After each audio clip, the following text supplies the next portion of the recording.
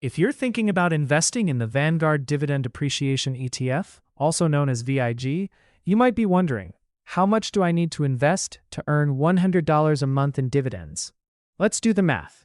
First, remember that $100 per month equals $1,200 per year in dividend income. VIG currently has a dividend yield of around 1.57%.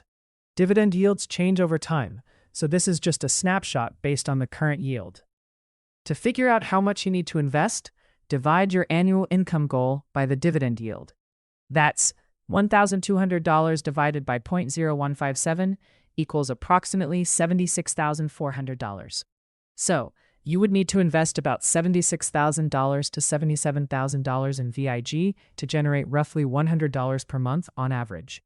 Now, if VIG is trading around $236.50 per share, that works out to about 323 shares. Here's a quick recap. Annual income goal, $1,200, dividend yield, 1.57%, investment needed, about $76,400, shares needed, about 323 shares.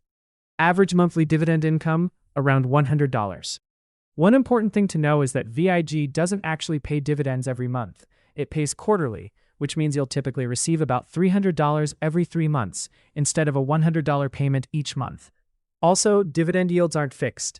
As the share price and dividend payments change over time, the amount you receive can increase or decrease.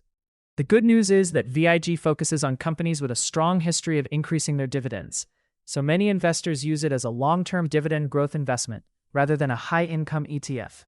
If your goal is to maximize monthly dividend income with the least amount of money invested, there are higher-yield ETFs that may get you to $100 per month with a smaller investment.